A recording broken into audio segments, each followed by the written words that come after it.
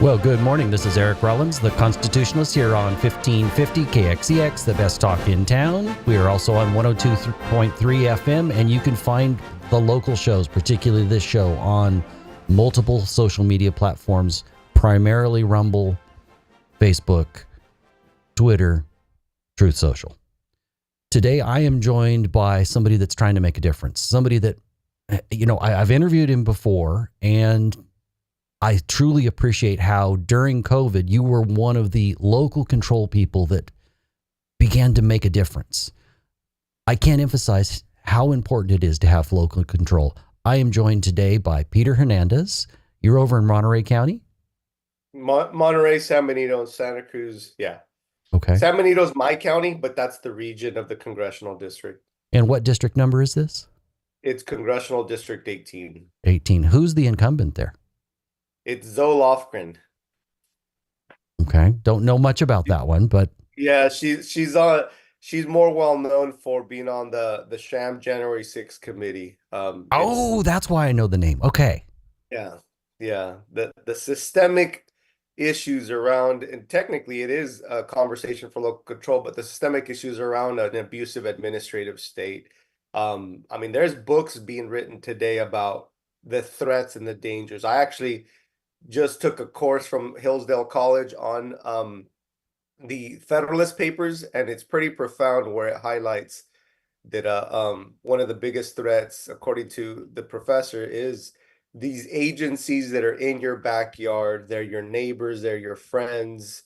Technically, they do care about their community, so it's not necessarily blaming the people themselves, but the threat of an agency having unchecked power that really is going to always be voted in or supported, right? Because the people themselves are now becoming dependent upon these agencies, and then that unchecked power is basically is what's abusing or impeding the advancement of American society. And I'll use a simple example.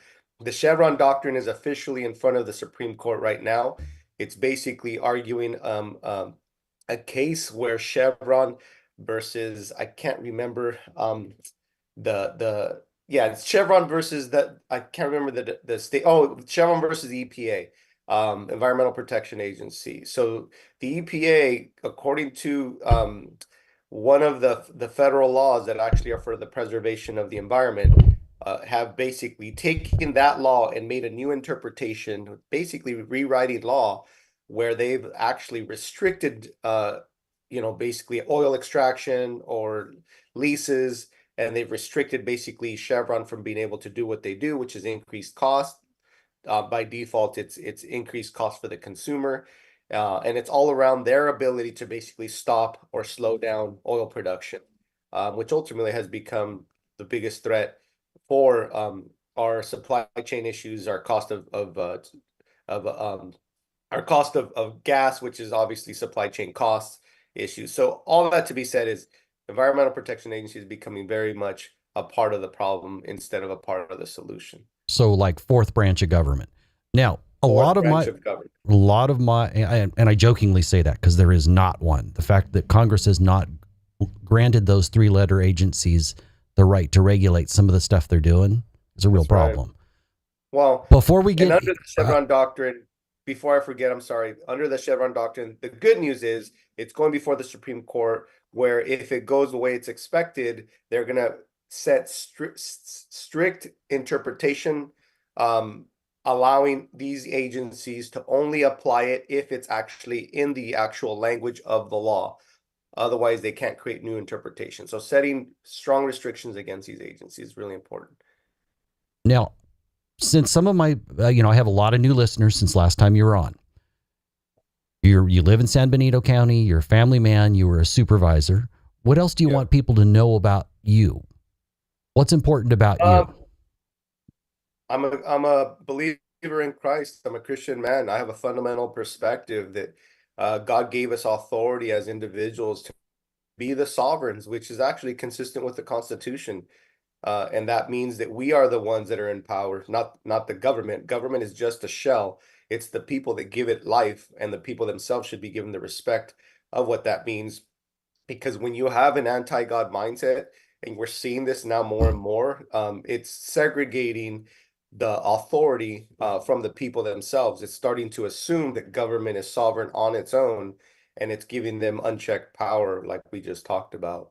So as a Christian man, that fundamental perspective is, I think, a game changer, because it also, there's a humble aspect, I would argue. And I'm not saying that I'm a humble man. I have pride just like anybody else.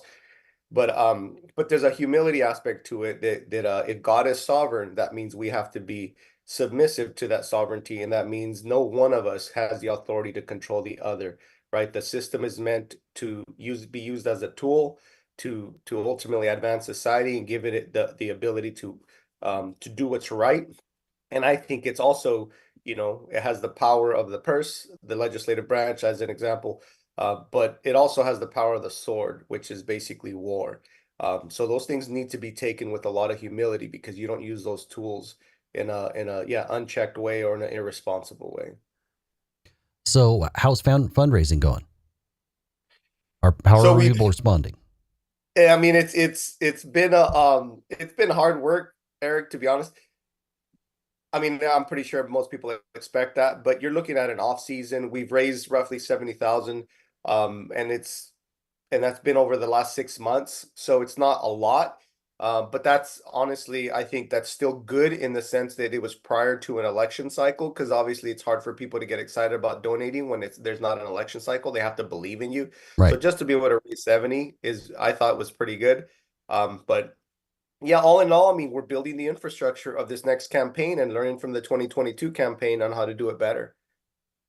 Are you fluent in Spanish? Sí, señor. Ah, bueno. I speak about that much, but I think that's incredibly important because the Republican Party has not done a very good job of going out and speaking to anybody that is slightly different or lives in a liberal area. Yeah. Yeah. And I believe that there are natural connections if you go out and you talk, particularly with Hispanics. I have a lot of Hispanic friends because I live in a Hispanic area. If you talk to them about family and then you talk to them about economy first, you don't start off talking about politics. Politics finds its way there once you talk to them about family and their values and what's right. important to them. There's this great opportunity. That's why I was hoping that you were fluent. Thank you. Yeah, I am. And to be honest, actually, that's the goal. Contrary to popular belief, we're getting ready. So the excitement is starting to happen. I'm already seeing it. I'm getting calls. I'm getting emails. So people obviously have their reasons why they want to work with you, help you, support you, right? Some selfish, some not so much. Some actually are honestly believe in you. It's a mixed bag. You don't know, but you start to see things when you start to focus on your game plan. And my point is, now that I'm getting ready to, I've rethought 2022 into 24. There's a lot of excitement because of the presidential higher turnout. Mm-hmm. At the end of the day, we've been outspent 28-1. So we had $250,000 last year. Zola Lofgren had closer to $3 million. So it's just, at the end of the day, we got to build the momentum. And there's one thing that I have an advantage over her money, and that's I have the work ethic and to get in front of these voters. And then the reality is, your money raised should be for the sake of getting in front of every voter, right? You're spending money on media, on messaging, ultimately. So that being said, door knocking is the way to do it. Door knocking, getting in front of every voter, talking to these voters. We had a 6 month, what I call an air campaign, where we were basically just dropping and going. We didn't have a chance to stop and talk to voters. We just wanted people to know about who I am and potentially considering me, right? So now that we did that, we kind of laid the groundwork in 22. This next campaign is going to be a lot more personal, because we do know one thing's for sure is that the voters, especially minorities who are being impacted by this economy, are shifting. They're starting to see the writing on the wall. They're seeing that the system is very top down and they can't trust it. So that mindset, that sentiment is now starting to say, well, who else is out there? And so the opportunities, talking to the NPPs, the no party preference Mm-hmm. voters, the Democrat voters. We should never give them up. That's right. That's a place of opportunity. and they're the low-hanging fruit. I mean, in reality, I think they're waiting to be courted, and they deserve to be courted. We need to show them who we are, earn their trust. We're not there to deceive them. We want them to know who we are, what we've done, right? All I speak from, honestly, Eric, is experience, and my conviction. And those two things are enough for most voters, I think, to see that I am their candidate of choice. And that's what's happened. So at that point, it's just, how do I duplicate myself? How do I get in front of enough voters to really swing this election in the proper direction? And that's basically where we're focused on this cycle. So basically, your job is name recognition and connecting to the voters, and if possible, connecting to them in a personal way. That's right. That is a key thing to get out, and people will remember you if you go out and you shake their hand and you talk to them and you have a real conversation. Even if it's not you Right. directly, it's just somebody that's representing your campaign. That's right. That's Yeah. why I get out there and I walk for candidates. It's quite a long walk to get over your way. Well, we'll have you for one weekend. It'll be fun. We'll do an interview at the same time or something. But yeah, I That would mean, be fun. to your point, we're building the volunteer machine. That is my goal. That is my number one goal. We're building the volunteer machine to go out and door knock, to go out and target these voters and talk to them. We want to hear their heart. We want to know their issues. And honestly, there's so much profound elements of winning, or of, I mean, what I call winning is really trying to restore this nation, right? Because this is not about me just getting elected. Because I've already thought, I mean, part of my focus, even just messaging to these voters, is, look, all I just want is one chance. Just give me one chance. One chance, 2 years to be effective and get something done. You'll know if people like me or not when I'm in office, because I'm going to make decisions that are not going to be mealy mouth, that are going to actually be very decisive, very focused. By default, that means I'm going to upset some folks. And I think if people are upset at me, then pay attention, because maybe it's going to be because I'm doing what you want me to do, right? I'm actually going to challenge the process, right? Which is ultimately what I think is missing in current politics today. So give me 2 years. And if you want to elect me next cycle, I'll have lived out the honor of 2 years of service. That is something that I can always be proud of. But at least I know, I mean, to me, I visualize this race, this campaign, this time in our country that we're in, like when we were at war with Germany. It's storming the beaches of Normandy. Not everybody's going to make it past the beachhead. Not everybody's going to make it past the first firing squad, right? You're gonna do your best. And I say that with honor to these folks that did a lot to sacrifice for our country. In that same way, we should be sacrificial as candidates and be willing to go there, make an impact, even if it's a short impact, but it's enough to move the ball in the right direction and start to advance the goalposts and change their narrative, change ultimately the support system, and obviously start to change what true representation is supposed to look like. Start to upend the current norms that are very establishment, very focused on itself. So culture has to shift. Obviously, I've come to the same conclusions you are, that we have to kind of change ourselves. That I see it as, well, I technically am running for my local central committee, but that's an office this big. But it's a huge deal. It can be, if I'm able to make a positive difference. But you kept using the word servant. Now, the problem with being in a legislature is you can't get anything done on your own. Who are your allies? Right. Well, we build allies with people that are looking to change things. The House Freedom Caucus, I think, will be an obvious ally for me. These folks aren't necessarily solid Christians, but I know they have a respect for my faith, and I'm just using that as an example. Where I'm not necessarily caucusing with folks that are of exactly the same mindset, but I think excellence begets excellence. When you push for excellence, that conversation bubbles up into what true policy making could become. Right now, the norms don't allow it. I've lived it as a county supervisor. When you're dealing with one person or a state establishment creating a narrative, and you yourself basically have to fall in line with that narrative, it's like the room becomes a dull environment of just rubber stamping and ultimately just falling over, giving them what they want. I challenged that norm. And guess what? It became a big impact, because all of a sudden people are having conversations. People don't realize the amount of power their voice has, the authority that their voice has. So I want you to go ahead and tell that at least an abbreviated version of what you did during COVID, because this gives us an example of how one individual that's not willing to just comply can make a difference. And I think this is a powerful story. My audience needs to hear this. Amen. Praise God. Well, it was so basically it was a month after the shutdowns. We had already it had been 2 weeks after the decision. I'm sorry. Yeah, so it was 2 weeks after the shutdowns, a month after the 2 weeks to slow the spread, I think it was. Regardless, it was a month out for sure. And so basically what happened is I found myself questioning, why aren't we meeting with this public health officer? He's the one dictating these rules. We agreed to them, but it's been our chair only really talking to him, not the whole board, right? We should be having this public conversation. This is people's lives that we're dealing with. So I ended up just basically asking my CAO, hey, I need to sit down with the public health officer. He's like, okay, Peter, we'll try to see what we can do. So a week later, 2 weeks later, roughly, it was like every day I was texting my CAO, what's going on, Ray? What's going on? And sure enough, at the end of the second week, just before our board meeting, he was like, Peter, he's just not responding. It doesn't sound like he wants to meet. And I said, okay. So I prayed about the meeting and I said, well, if he doesn't want to talk to me in private, then I'm going to talk to him in public.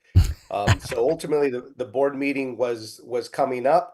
I prayed, I wrote down a statement, which I'm not a scripted person, but God put it on my heart to really write down what I was going to say because it was going to be on.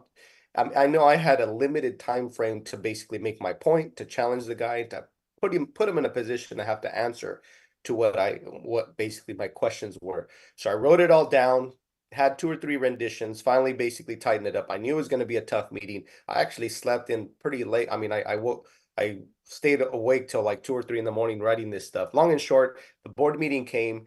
My turn came up to talk. I ultimately challenged the guy. I ultimately called out his, and that's the thing, the conviction that I had. I said, look, you assume this authority as one individual as if you are the legislative branch. You're an unelected bureaucrat. And I say that as a matter of fact, not as an insult. It's just the reality. You have no authority. The only authority given to you is the one that we give you. Technically, the state does give you a level of authority because they declare that we need public health officers. But guess what? The local board funds you. And that's what I wanted the public to Entirely understand. funds. Yeah, so we fund you. That means we have the power of the purse. That means we can say, look, if you're going to do this without our will, then I'm going to ask to pull those funds, which means you're going to be doing this stuff for free, or you're going to go find another job where someone's going to pay you, basically was my sentiment.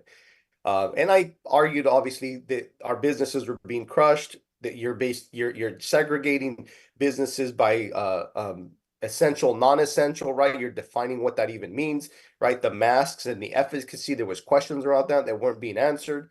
So I just laid into him ultimately. And at the end of that meeting, I mean, it was probably a 7-minute statement, 7 to 10 minutes. It's on my website if anybody wants to listen to it. At the end of that meeting, he basically was asked, or at the end of that agenda item, he was asked, do you want to respond, Dr. Fernscheib, to Supervisor Hernandez's comments?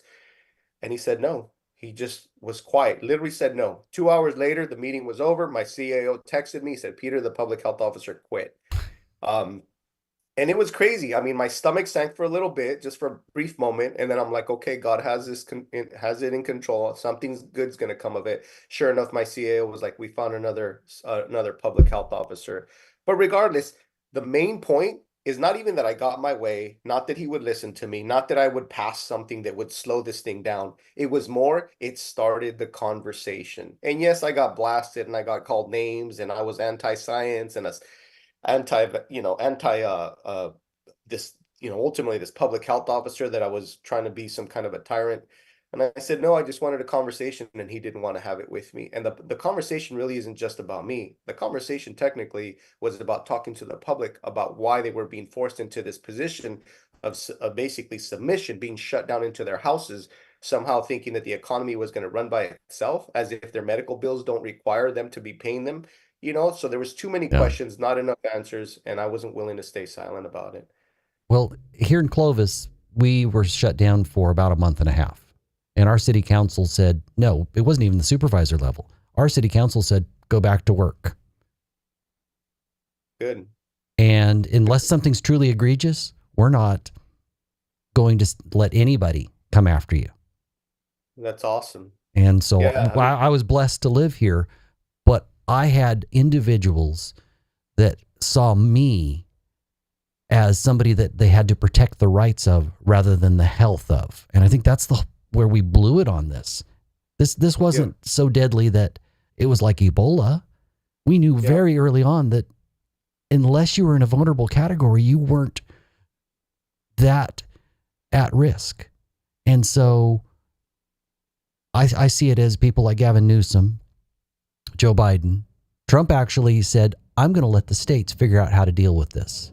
That's They right. call him a fascist, but he believed in federalism and threw it back Yep, to the states. that's right. Well, and the profound element to me, Eric, is that we were being gaslit to be accept a narrative that didn't make sense. Mm-hmm. Somehow we were okay with it.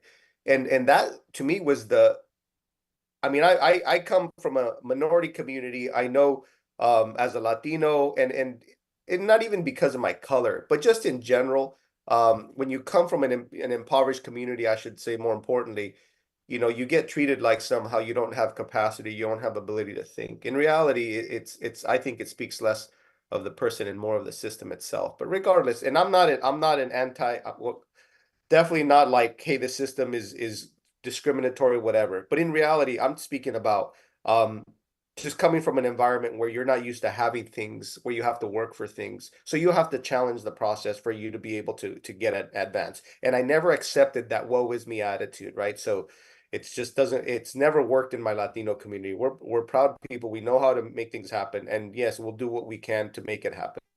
But So my point is, in a lot of ways, these public health officers, these elites, they treat us like they know what they're doing, so we just need to sit down and shut up and tell and do what they say. And that's where I just wasn't having it. oh, agreed. We're going to go ahead and take a break. This is Eric Rollins, the Constitutionalist, here on 1550 KXEX, the best talk in town. I want to say thank you to everybody that's listening on social media. Comment, like, subscribe, share. And guess what? There will be an opportunity to help this candidate. So when we come back, and we're going to come back in just a minute, I want you to go ahead and give your website and contact information. Let's go ahead and come back. This is Eric Rollins, the Constitutionalist, here on 1550 KXEX, the best talk in town. I am joined today by congressional candidate Peter Hernandez. What is the district? I sadly don't remember, didn't write it down. Peter, you there? Congressional District 18. Congressional District 18. I hope I will remember that for round 3. And if they like you, and I'm not trying to wrap this up, we got plenty of time, but I would like you to go ahead and give some contact information. How do they find out more about you? So if you go to my website, hernandezforcongress.com, that's my website. You could also email me at peter@hernandezforcongress.com or info@hernandezforcongress.com. That's my staff. And then Kristen@hernandezforcongress.com. That's my campaign manager. Well, that is awesome. What is your top issue? If you got elected, what would be the first thing you focused on? The administrative agencies, the abuse of authority by these administrative agencies. There's things that are happening. I mean, they're all tied together to the economy, to different issues, but uh, so there's the deficit spending, which is basically done by the Fed, right? Their quantitative easing. There's issues with basically with our economy and our supply chain, and then obviously there's issues with our energy independence. Again, bureaucratic agencies setting restrictions, limiting it.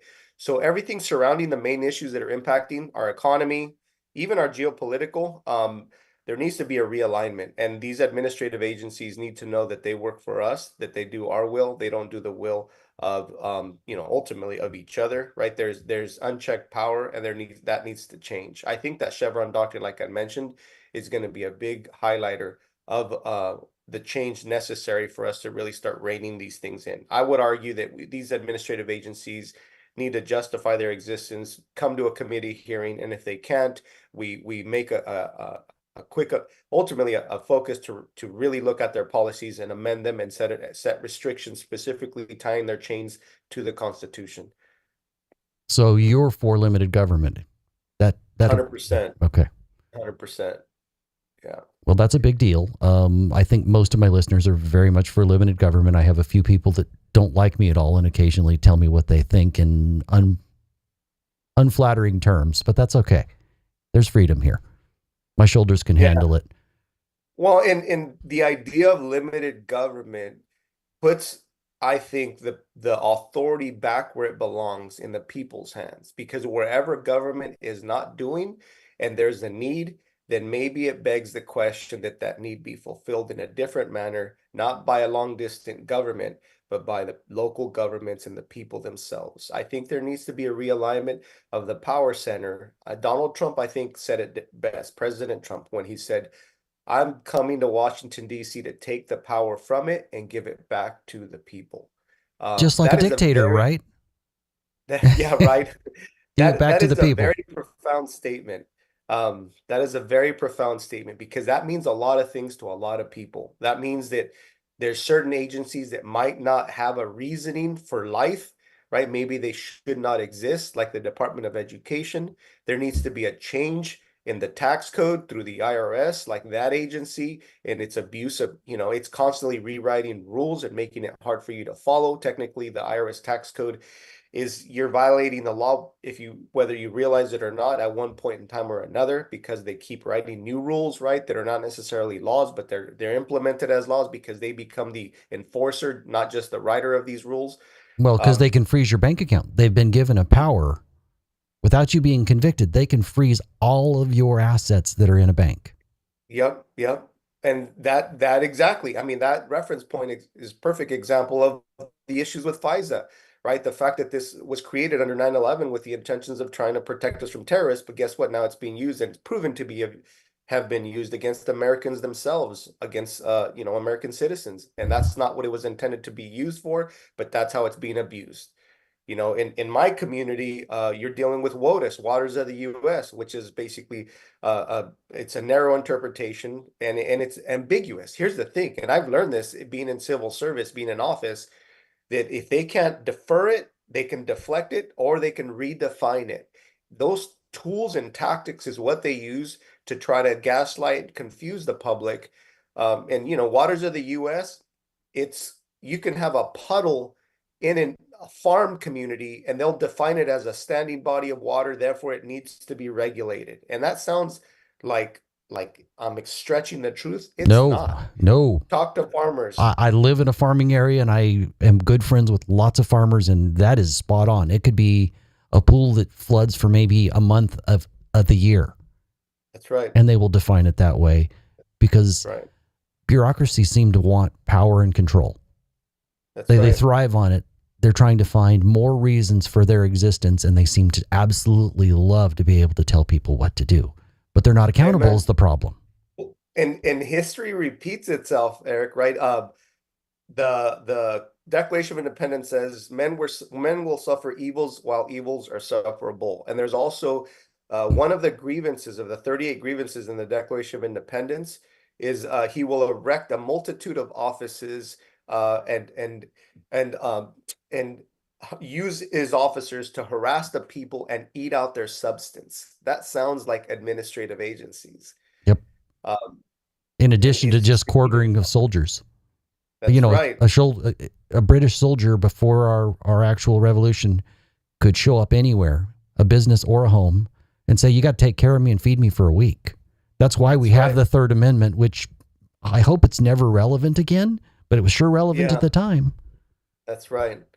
Yeah, and that's why to me, I'm an original constitutionalist. Like, I believe in the original intentions of the constitutions once it was ratified. Obviously, there was different renditions prior to that with the Articles of Confederation and other ways of interpretation. But once it was ratified, once Benjamin Franklin told the lady that had basically present herself to him, what kind of government do we have? And just said a republic if you can keep it, right? That republic means it's a representative government. That means you elect people that are going to spend the time to do their homework, to understand the process. But just the same, they're very, very much the ones that are supposed to be connected to the people, so that you don't have abuses of it, right? We're dealing with it now with technically President Trump in that court case as an example, or I'm sorry, the Supreme that Colorado Supreme Court violating, I would argue, the law or the interpretation of the law to take him off the ballot, Yep. and there is no official process to prosecute someone. I think they need to tighten that up. But technically speaking, he hasn't been indicted. I mean, he hasn't been officially prosecuted. He hasn't been criminally charged. So as far as our Constitution goes, these people need to be reminded that you're innocent before proven guilty. Scary that a judge would come to that conclusion, though.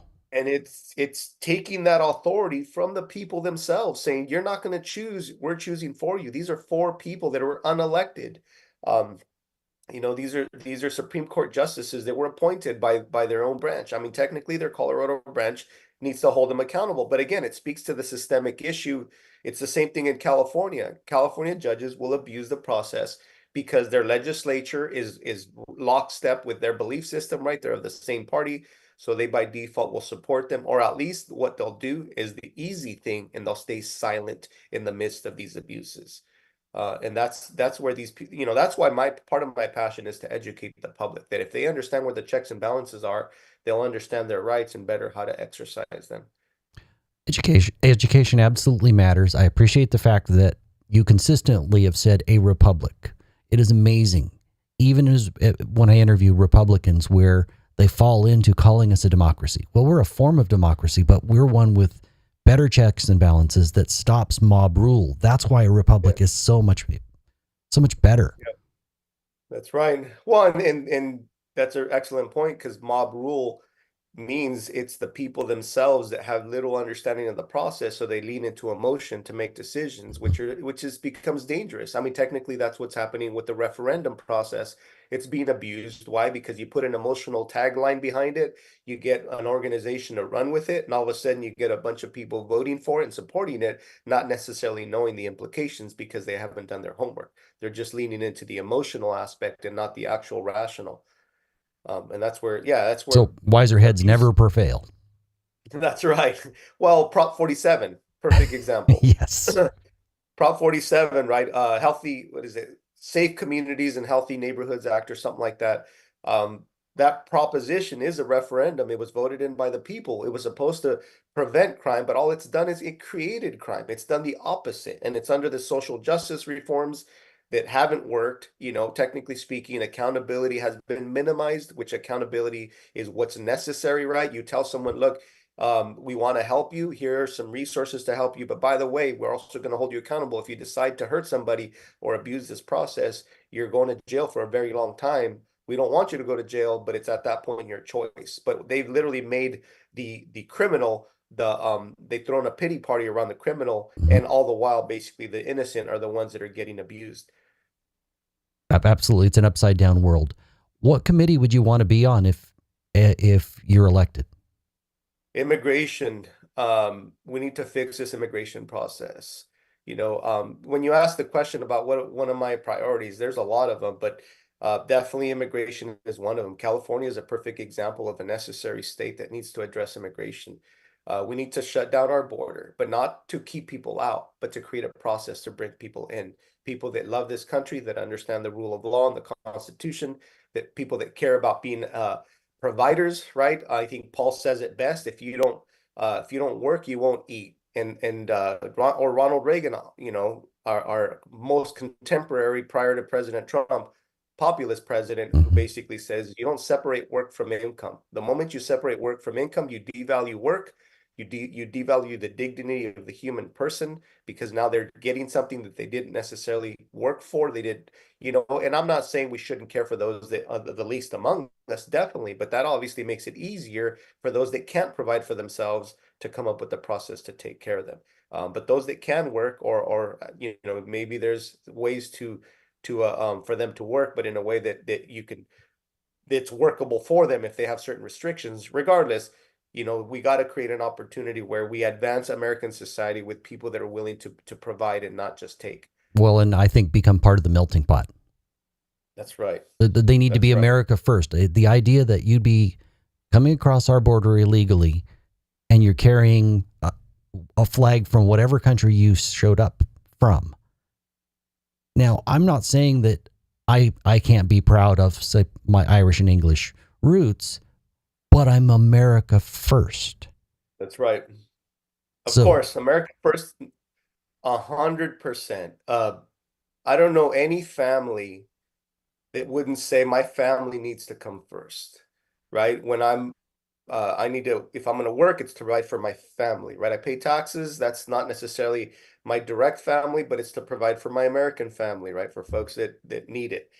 Fine, I'll pay some taxes, but America first requires us to prioritize first things first. I think the Bible, again, I reference that a lot, is says it best is, he who basically does not provide for his own family is worse than an unbeliever. Why does it say that? Because if you can't care for your own family, how are you able to understand how to provide for anybody else's? If you're broken, or even God, Jesus says it when, don't take the log out of, look at the speck in your neighbor's eye when you got a log in your own eye. Like, if you don't have the sight, amen. clear sight to be able to see your own issues and know where things need to change, and know what a healthy attitude looks like, how do you know how to provide for someone else?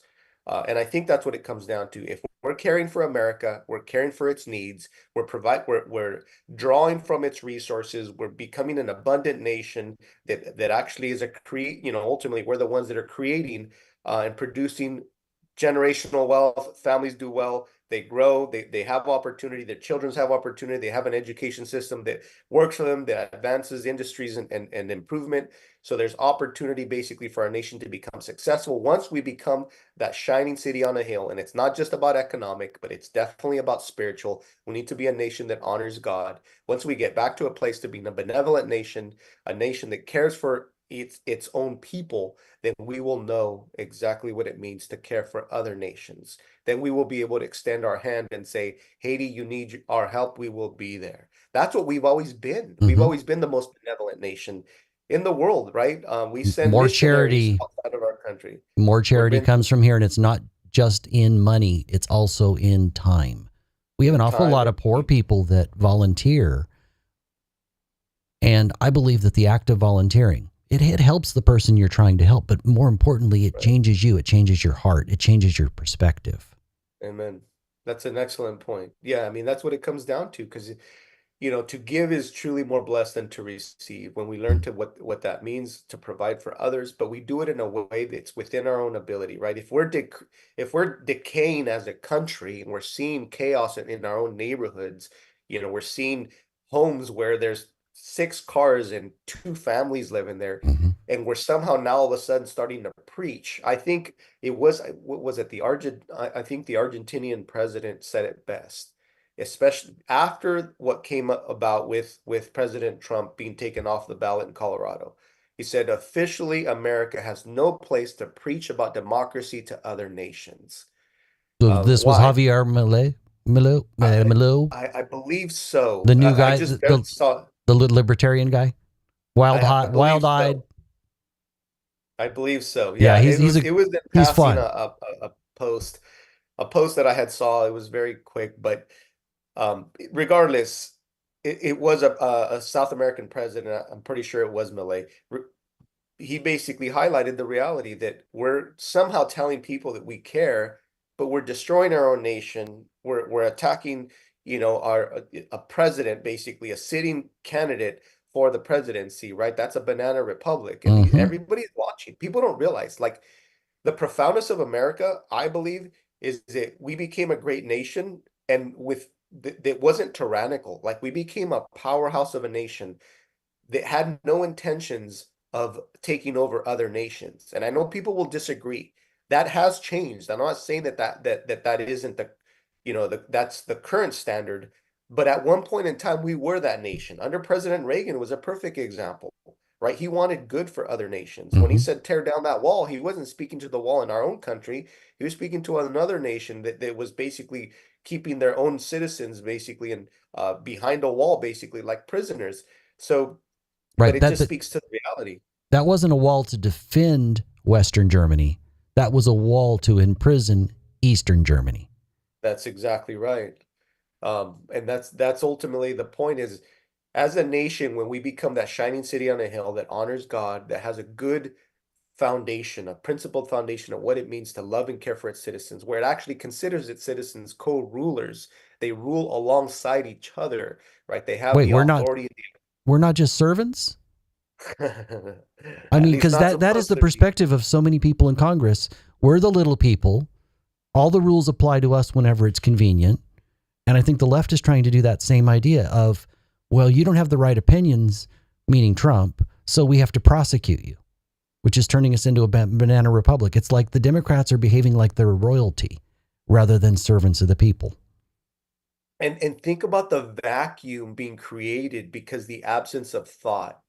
How much more profound advancements in medicine and science and engineering can happen when you actually empower the very people who are, I mean, Ben Carson came from a very impoverished community and he became a world-renowned neurosurgeon. So there's profound people that are amongst the ranks of the average everyday folks, but they're unique in their place because God gave them an ability, and all it took was a nation that respected that ability for them to become the next problem solvers in our society.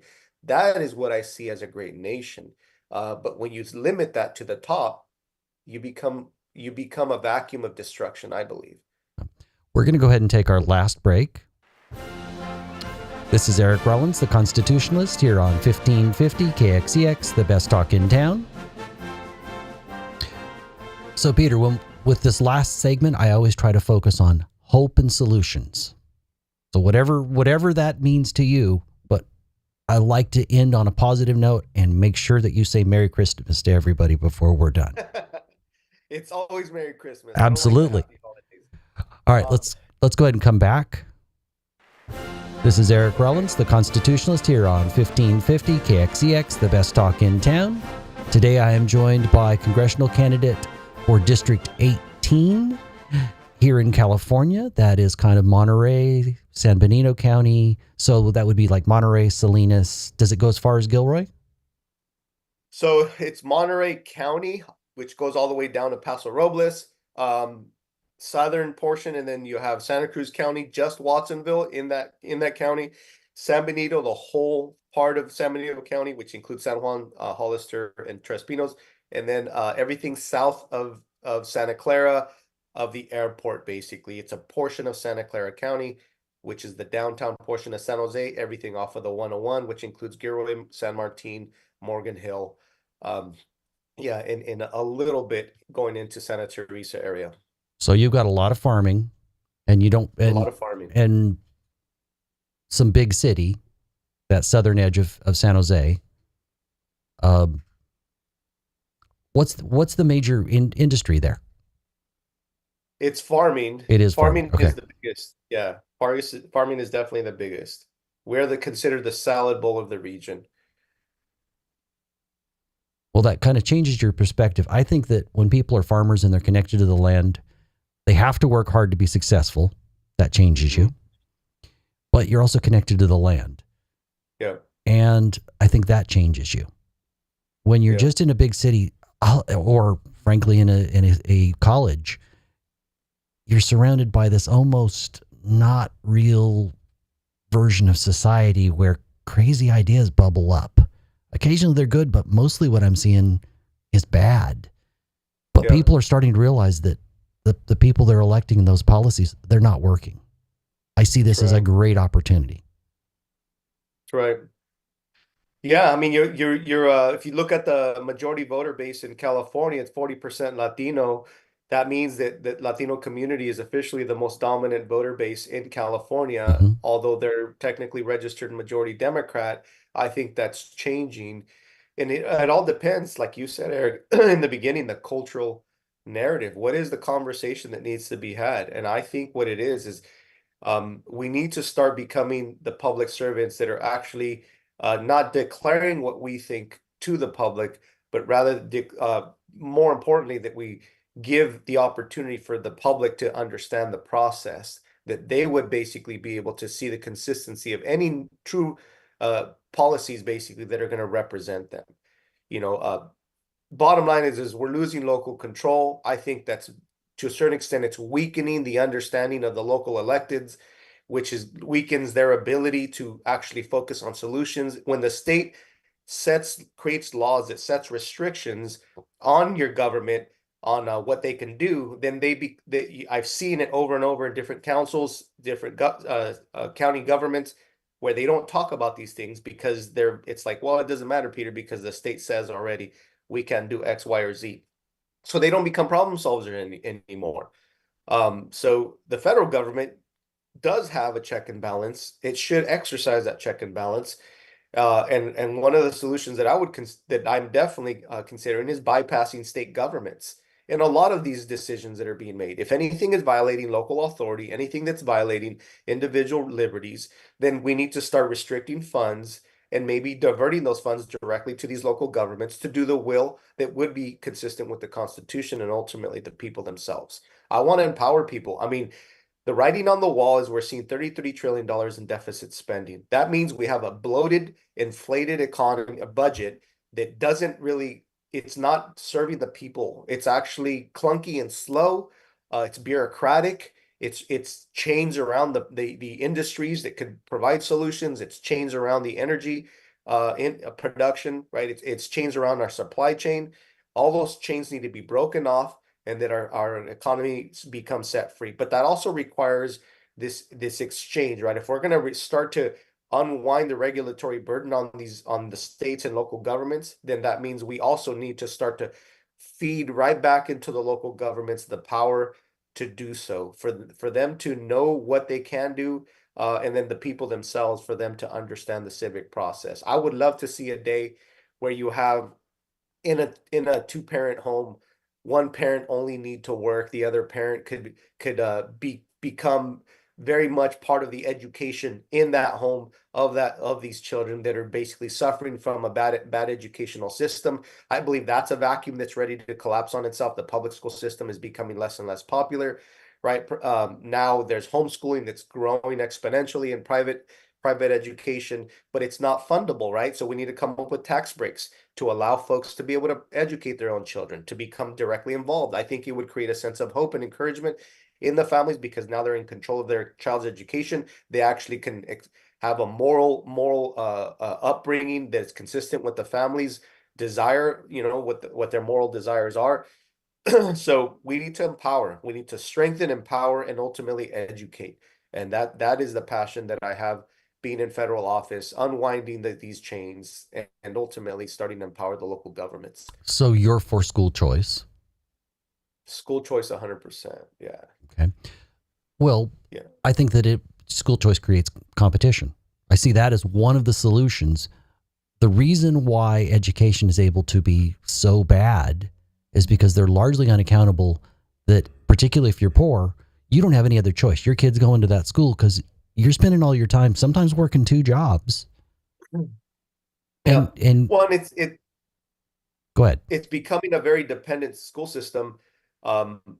You have educational systems literally created around this what I call fluff classes. These classes that have no purpose, right? They're teaching you underwater basket weaving or garbage. Like there's things that they're teaching our kids that have nothing to do with really educating them and preparing them for becoming the ultimately the next movers and shakers in our economy, like for them to become self-sufficient. There's none of that. Like it's just weakening them. It's creating a dependency environment.